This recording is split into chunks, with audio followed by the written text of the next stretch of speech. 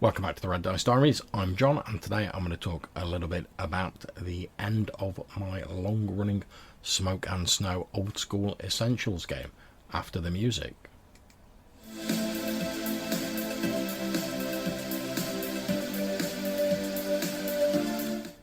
Okay, so we had our last session, for the moment at least, of our Old School Essentials Smoke and Snow campaign.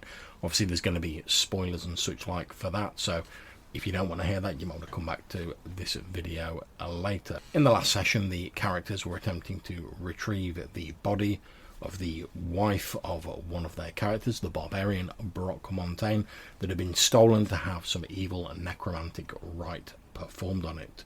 This necromantic rite was designed to invest the body with a demonic spirit known as the Scarlet Empress, who is effectively the opposite number of the current first vampire baddie in the setting, known as the Crimson King, who in eons past, a member of an ancient race known as Brondra Lat, had this demonic spirit that had escaped from a portal bound into his body by an order of ancient mages called the Senna, and he'd volunteered for this, knowing that they could then confine his possessed body to this particular place, this frozen castle, and sort of lock the evil away, so to speak.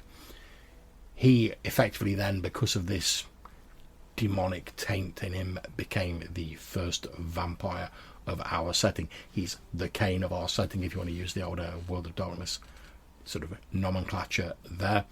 And he's basically been working on a way to both restore his opposite number, the Scarlet Empress, and also find a way to escape his imprisonment and stretch out his evil undead talons across the land.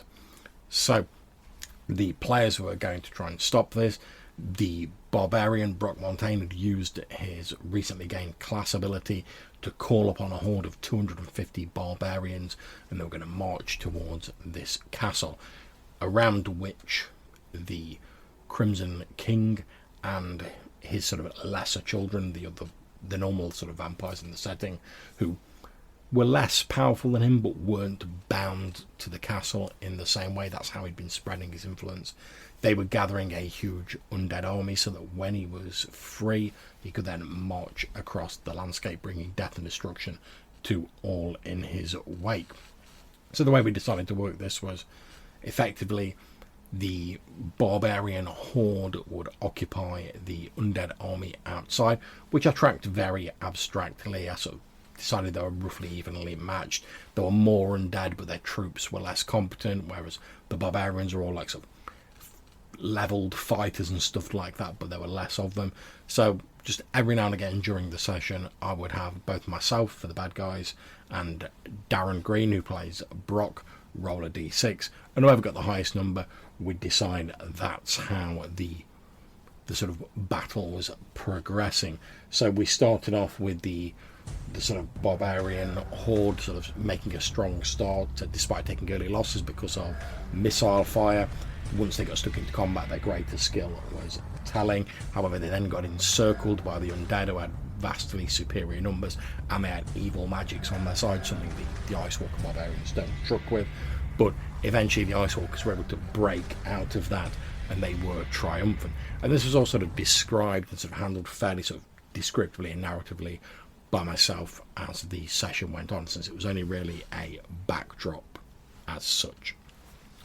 Meanwhile, the player characters entered the frozen castle, or Castle Blut, as I stereotypically decided to call it, of the evil vampire lord. And obviously there were, despite the fact that the vast majority of his undead were outside, there was still some of his minions inside, and these included some of his elder children. So there were 6 vampires in all in the castle. That's not counting the Crimson King, because he was confined to the uppermost level and couldn't leave that because of this arcane binding. But there were a number of his other, I say elder children, so his most powerful children, but still lesser than him.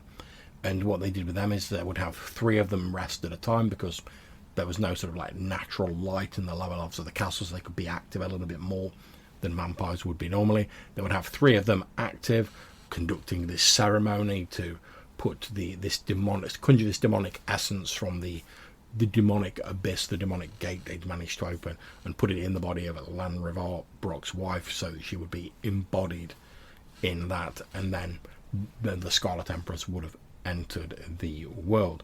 And while 3 of them were doing that, 3 of them would rest in coffins, and they would sort of rotate, so they could sort of keep this incredibly long and sort of baroque ceremony going, sort of non-stop, really. Because, well, even vampires got to rest. Even if they didn't, why would they need coffins? So that was the setting. The player characters made their way in there. They fought against some like wights. There were some hellhounds. They sort of quite ingeniously worked their way past on the drawbridge going into it, and they eventually found their way down to the lower levels, the catacombs below the castle. They discovered the 3 of the vampires in the coffins, and realising that rightly they don't want to face 3 vampires in open combat, they effectively killed them while they were in their coffins, sort of trapping them inside, stabbing enchanted blades and holy weapons through the lids, throwing garlic in, all manner of like great stuff which dealt with those 3. They then proceeded on and eventually came across the 3 vampires who were performing the ceremony. They were able to prevent the ceremony from being performed with our rogue Quentin using a dispel curse scroll effectively on the body of land to like disrupt the energies that were being conjured from this abyss. However, that then freed up these 3 vampires, well, 2 of them, because one of them was trying to get the ritual restarted, to face the player characters. And as I may have said earlier on in a video, we don't use the sort of we haven't been using the sort of standard level drain rules.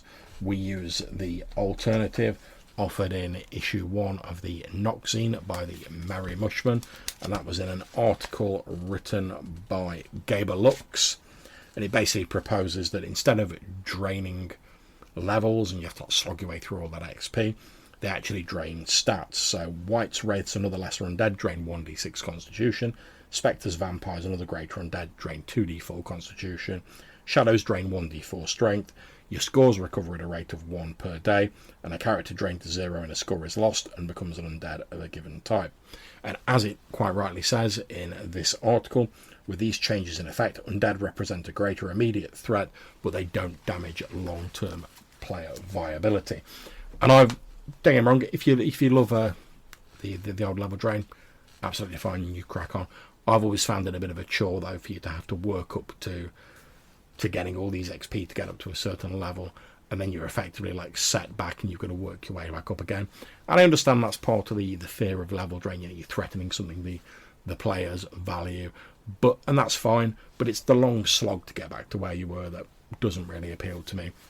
Whereas this knock sort of based, attribute drain based sort of technique I find more interesting, because like it says in Knock issue 1, it makes them more deadly in the immediate term, but if you can rest up for a few days you will recover. However, going into a combat, even if you got well lucky with your rolls, any old school character is probably only going to have 18 max in a stat, so you can literally, for some of these like higher level undead, I mean, like if a vampire rolls their maximum, they can just hit you once and be like boom, there's 8 constitution gone. And even if you've got max, you've only got 10 left. So like if the GM gets a high roll, a few hits from a vampire, and you can be done, and you'll be rising up again as a vampire yourself. And that's pretty much what happened in the encounter we had. Once the vampires who were occupied with their ceremony realised that the heroes were there, they turned their attention to them, and gradually they fell below the constitution draining effects of the vampires' bites and claw attacks. Weimar Lonegrove, due mainly to like him eating garlic every other round, which vampires have to make a save or be repulsed by, was able to survive for like a ridiculous number of rounds, despite being on like relatively low hit points and constitution at that point. But once his garlic ran out and they they started being able to get in there, he was soon overwhelmed himself, using his last heroic moment. And I like to give people a bit of a heroic moment or a chance to do like a sort of one-liner or something. It doesn't stop you dying, but, you know, I like to think it takes the edge off of it and it makes things a little bit more dramatic. And I normally give a little bit of license, you know, depending on what people want to do in these situations. Weimar possessed a holy weapon known as the Sun Sword, which was, its whole thing was like killing undead, basically. So as he was sort of transforming, and I sort of described the fact that like wisps of smoke had already started to come out from between his fingers as he was holding the sword, as he was slowly changing, he basically apologised to the sword and said that he'd done his best and sort of asked for forgiveness, at which point I dramatically had it like flare up in sunlight and basically like throw his body into this abyss behind him, leaving his fate somewhat unclear. And as I say, I like to have a bit of a dramatic flair for that. Now, once we'd finished and we wrapped up the session, we sort of talked about what we wanted to do next, and that's on the very end of the sort of actual play recording. I'll put a link with like a YouTube card or something in the YouTube version of this episode, and I'll probably put a link in the description as well in case you're listening on the audio version. But we had a bit of a chat about what we wanted to do next. We could have easily picked up with another party in the same world, but we've been pretty much running a campaign set in this game mode now for 2 years, pretty much, I believe. I mean, if I look on my Twitch page at the moment, we've effectively got 46 episodes of the campaign, each of those being sort of like 3 to 4 hours long. Like I say, we've been running for 2 years. So after a bit of a chat, we decided it might be nice to do something a little different for a while, but we quite fancied the idea of returning to this sort of world in the future, possibly with some sort of like time jump. Now, I've got all my notes for this campaign, all the session write-ups and everything from when it first started on Obsidian Notes, so that's not a problem. And in fact, over the next day or two, I'll be writing up the sort of final notes and sort of session write-up for this particular campaign. So even though we won't, the Smoke and Snow campaign has concluded, it's very possible when we next do some old school D&D, we may pick up with a new party, maybe with a bit of a time jump in this same campaign world, perhaps in a different location, because we've already got all of that sort of lore and stuff like that established. So it'd be a shame to let it go to waste. We've been chatting a bit on Facebook over the morning of today, as this is being recorded, which is on the day after the campaign's wrapped up, and we're potentially looking at doing something with a little bit more of a maybe like a modern world spin, probably a small sort of like finite campaign, like a mini campaign, as a bit of a sort of palate cleanser after we've finished OSE, before we decide if we want to jump back into fantasy or do something else. Because as I said to the group, I'm very keen to keep the group. I think we've got a great group, and the time slot of running bi-weekly on Friday, which seems to work for us all, and everyone still seems quite enthused to continue playing, which is always a good thing as far as I'm concerned. And everyone seemed to enjoy the session despite the many character deaths that occurred during it. So again, that's always good, and I had great fun running that campaign for all the various people involved. Some of the people we had early on didn't make it to the end of the campaign for various reasons, and that's fine. That's just how things are. But for everyone who's played in the campaign either now or in the past, it's been great role-playing with them.